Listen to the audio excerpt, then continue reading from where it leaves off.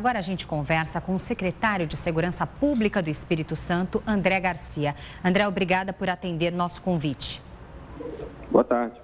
Boa tarde. André, antes da gente falar das providências que serão tomadas para tentar aliviar um pouco a situação no Espírito Santo, para quem nos acompanha neste momento, parentes dos militares estão envolvidos nesses protestos. Agora há pouco, o nosso comentarista de segurança disse que eles não podem diretamente fazer paralisações. Mas uma vez que esses parentes façam, então, essas manifestações, isso vai fazer com que os próprios militares não sejam punidos por essa greve?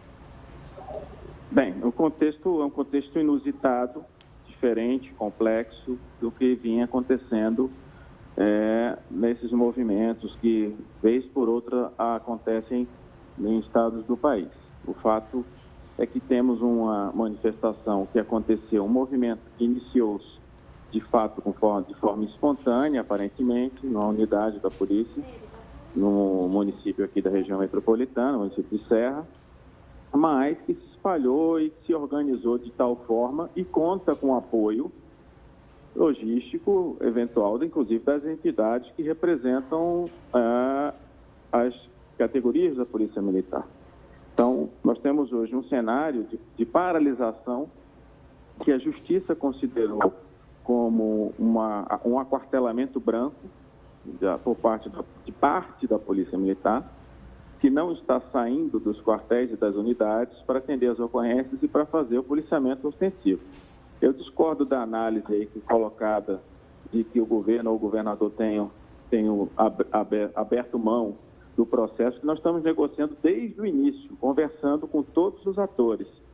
Acho que precisa checar mais essas informações. Nós estamos desde a sexta-feira, realizamos pelo menos 3 rodadas de negociações na própria Secretaria de Segurança, com o propósito de debelar o movimento, apresentar o quadro fiscal do Estado, nós temos o Estado hoje equilibrado, mas que não pode suportar mais aumentos de remuneração, até por força da legislação em vigor, que a Lei de Responsabilidade Fiscal impede isso. A nossa proposta sempre foi deixar o Estado organizado, realizar os pagamentos em dia dos servidores, como vem sendo feito. Temos estados na federação que estão parcelando os vencimentos, outros estados estão atrasando os vencimentos. E nosso compromisso é, quando nós tivermos condições, tanto do ponto de vista orçamentário quanto sob o ponto de vista legal, nós vamos tratar, sim, reconhecer as perdas em função desses anos que estamos atravessando de crise econômica. Então, não é tão simples assim como se faz, aparentemente, tratar esse assunto. Do ponto de vista das ações do governo, nós temos uma grave crise de segurança pública decorrente da falta de policiamento ostensivo. E cabe ao governo adotar todas as providências para que o policiamento seja restabelecido. E essas providências foram adotadas. Com a ação judicial, a Justiça já concedida a medida liminar, reconhecendo a ilegalidade do movimento e determinando a desobstrução das unidades para que as viaturas possam sair. Adotamos posturas administrativas e correcionais também, do ponto de vista de lançamento de efetivo a pé. Nós estamos fazendo isso hoje, lançando efetivo administrativo para atender ao desejo e à necessidade da população. Fizemos a solicitação já desde o final de semana da Força Nacional e das Forças Armadas, em conversa com o Ministério da Defesa e com o Ministério da Justiça, e hoje, pela manhã, o presidente Michel Temer autorizou o emprego tanto da Força Nacional quanto das Forças Armadas, e nós estamos aqui com a Força Nacional de Segurança chegando à noite e, muito provavelmente, nas próximas horas, também o emprego de de efetivos das Forças Armadas. Então, são 2 contextos diferentes, o contexto de crise imediata que temos que resolver, e quando não há a saída dos homens que fazem policiamento ostensivo, temos que buscar alternativas. Essas alternativas passam pelas formas a que eu me referi agora, inclusive com o emprego de forças federais, e também com a proposta de receber as associações assim que a gente tiver restabelecida a normalidade, porque é importante que um serviço que a Constituição diz que não pode ser descontinuado que a Constituição diz, veda a sindicalização e a greve, está muito claro que nós estamos diante de uma situação de ilegalidade.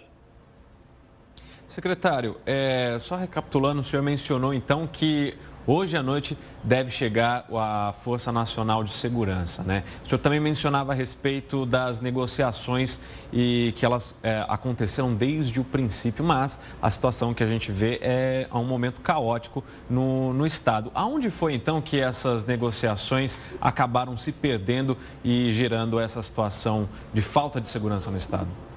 Esse movimento, ele surgiu de forma, como disse, espontânea, e no início, a revelia até, segundo nos foi passado, das entidades representativas. Nós tínhamos agendas, o governo tinha agenda com as entidades já estabelecida para o dia 17 de fevereiro, quando irrompeu esse movimento. Então, as tratativas estavam sendo feitas. A questão é como o perfil de quem está lá, mesmo com o apoio de vários atores agora, à frente desse movimento, é um perfil de pessoas que temos dificuldade de estabelecer um vínculo para negociação. Não há espaços para negociação que não seja concessão de aumento salarial. E nós estamos hoje, no momento, como disse desde o começo, impedidos de conceder esse aumento salarial. O impasse está aí, está na impossibilidade legal e fática material de conceder aumentos reajustes para o serviço público, no caso, serviço policial militar, em função da conjuntura que nós estamos atravessando hoje. Então, diante desse impasse, nós temos que adotar outras posturas, que é o que também vem sendo feito, adotado pelo governo. Bom, André, eu peço para que você siga com a gente na linha. Nós recebemos algumas mensagens, inclusive de telespectadores, pessoas que nos acompanham a programação da Record News, que moram na região do Espírito Santo. Eu vou ler uma mensagem agora para a gente conversar a respeito dela em seguida. Eu vou pedir para que coloquem na tela, então, a mensagem é do Murilo, de Cachoeiro de Itapemirim, no Espírito Santo. O Murilo diz o seguinte: aqui está um caos. Aqui na cidade houve arrastão, onda de assaltos e os comércios estão sendo depredados. Bandidos estão desfilando em motos com armas nas mãos. Total insegurança. Inclusive, nós tivemos acesso, assim como muitas pessoas acredito também, a vídeos que estão circulando nas redes sociais mostrando esses arrastões monstruosos com muitos motoqueiros. Eu pergunto para o senhor, neste momento, os comerciantes, as pessoas que foram aí furtadas, roubadas, que passaram por situações de medo ou que passam nesse momento, a quem elas podem recorrer e quem vão, de certa forma, quem vai poder indenizá-las com essa onda de assalto, essa onda de violência que assolou o estado do Espírito Santo nesses últimos dias?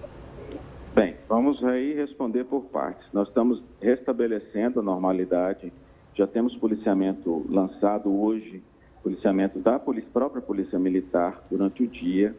Não conseguimos ainda recuperar toda a nossa capacidade operacional em função do movimento, que impede a saída das viaturas.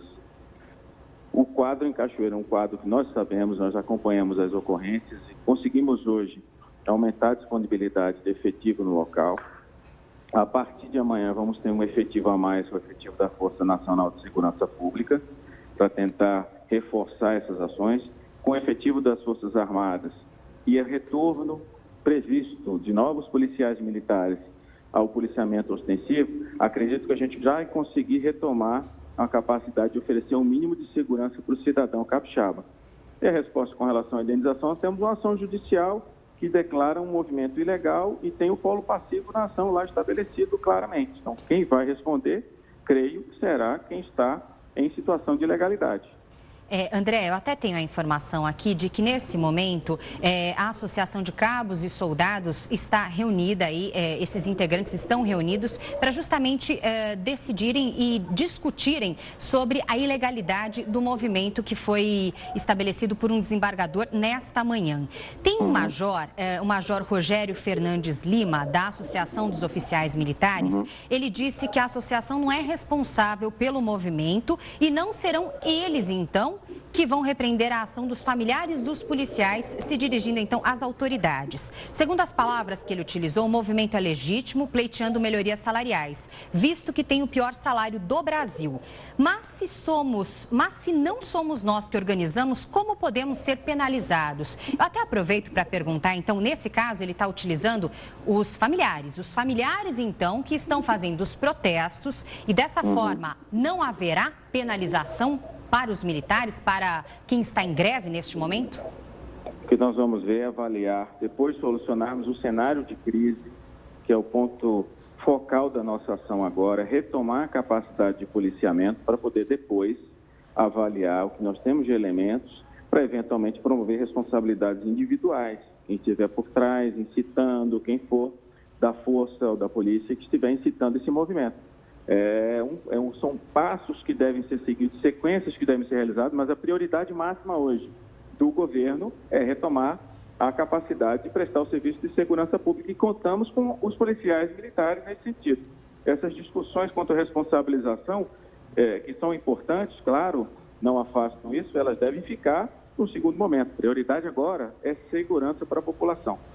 Secretário, qual o tamanho, então, desse efetivo que está parado hoje no Estado? E aí eu queria emendar outra pergunta. O comando da Polícia Militar foi trocado menos de um mês depois de assumir. Qual que é o benefício nessa troca e vai adiantar em que essa troca de comando na Polícia Militar? Nós estamos avaliando o quadro e, devido a situações, a questões de elementos que nos apontavam que as condições objetivas precisavam mudar, independentemente da pessoa que estava no cargo, no comando, que é uma pessoa muito benquista e de reconhecida capacidade, havia necessidade de fazer uma alteração no quadro. Uma dessas alterações, nós entendemos, o governo entendeu que deveria ter sido essa mudança, a substituição do comando. E nós estamos tentando criar condições para o novo comando fazer o trabalho que deve ser feito, retomar o controle da Polícia Militar, comandar a Polícia Militar e fazer com que ela volte a prestar o serviço que ela sempre prestou para a população capixaba em quase 200 anos de história. Secretário, o governador está licenciado e o interino, nesse momento, é que toma, então, as decisões. O senhor acredita que, por isso, algum passo das negociações pode ter sido prejudicado? Absolutamente, porque não tivemos negociação nesse processo. O que estava acontecendo e deixado bem claro. Nós estávamos no processo de conversa com todo o conjunto de servidores diante da situação que não é o Espírito Santo, mas todos os estados e o país inteiro atravessa da incapacidade de responder essas demandas associativas da forma desejada por eles e pelo governo, ou pelos governos. A nossa capacidade de tomada de decisão não houve prejuízo porque nós temos um governador em exercício e toda a equipe de governo continua trabalhando da mesma forma que trabalharia se estivesse aqui o governador Paulo Artung. O nosso trabalho não sofreu nenhum tipo de solução de continuidade, as estratégias adotadas entendemos que são as mais adequadas. Secretário, vamos deixar então a população um pouco mais tranquila. Recapitulando, então, a Força Nacional deve chegar hoje à noite. Quais são as outras medidas que estão sendo tomadas para a segurança no Hoje Estado? Nós já temos policiamento, não na capacidade plena, mas já temos policiamento lançado nos municípios, em todos os principais municípios do Estado. Amanhã vamos ampliar essa capacidade de policiamento, a perspectiva é essa, com policiais militares. Hoje, às 19 horas, por volta das 19 horas, chegam os primeiros homens da Força Nacional que vão nos ajudar no atendimento de ocorrências, eles vão estar motorizados. Amanhã chega a segunda parte, totalizando nesse primeiro momento 200 homens da Força Nacional. E nas próximas horas nós vamos definir com o ministro da Defesa, que está chegando agora aqui em Vitória, o ministro Raul Jungmann chega agora, o quantitativo do efetivo das Forças Armadas para complementar esse esforço, tanto da Polícia Militar, que vem ampliando a oferta, quanto da Força Nacional, que começa a se instalar hoje ainda no Estado. Secretário, outras mensagens também circulam nas redes sociais com orientações para possíveis situações de perigo enfrentadas no Espírito Santo até esse momento. O senhor disse que a segurança vai ser restabelecida aos poucos, com o envio aí dos homens da Força Nacional, enquanto a situação não for normalizada. Eu tenho aqui algumas condutas que estão sendo passadas como orientação nas redes sociais. Entre elas, se estiver na rua e alguém quiser lhe atacar, golpes, aí falando de algumas partes do corpo que a pessoa poderia atacar a outra para se defender, como olho, pescoço, virilha, também dizendo aqui que são bem eficientes. A orientação é que as pessoas andem em grupos com grande número de pessoas para inibir ações criminosas. Ainda façam rondas, juntem-se aos seus vizinhos em 2 ou 3 carros e façam rondas em torno do seu bairro. E por último, aqui entre várias orientações, evite comprar comida que vence rápido para congelamento desses alimentos e não facilite, fique em casa. Dessas orientações todas, alguma é passada exatamente por autoridades? O senhor, nesse momento, passa alguma orientação aqui em rede nacional e internacional para a população que está tão aflita e muitas pessoas aí dentro de casa justamente para tentarem minimizar os possíveis perigos? Absolutamente, não tem nenhuma informação oficial nesse sentido que está sendo posto. Todas as comunicações que o governo tem feito através de comunicados oficiais e vídeos, ou de secretários, no caso, vídeos meus do secretário de Segurança ou do governador do estado em exercício, como foi feito hoje também. A nossa recomendação é que a população confie no nosso trabalho, que a gente vai retomar a normalidade aos poucos e vamos conseguir aumentar a oferta gradativamente de policiamento, controlar a situação com reforço federal e retomar a normalidade. Nosso trabalho está sendo nesse sentido, incessante, e não vamos também fechar as portas para negociação com nenhuma categoria, inclusive com os policiais militares. Eles sabem disso. O que nós precisamos nesse primeiro momento, repito e insisto, é que tenhamos o bom senso nesse momento agora de restabelecer a normalidade e continuar com as negociações. Não tem problema quanto a isso. Esse é um ponto que está sendo deixado muito claro por parte do governador e por parte dos pronunciamentos que nós estamos fazendo. A prioridade máxima agora é restabelecer a normalidade. Tá ótimo. Muito obrigada, secretário, pela sua disposição. Nós desejamos aí boa sorte também, que tudo seja restabelecido o mais rápido possível no estado. Muito obrigada, bom trabalho. Eu que agradeço a oportunidade. Obrigado.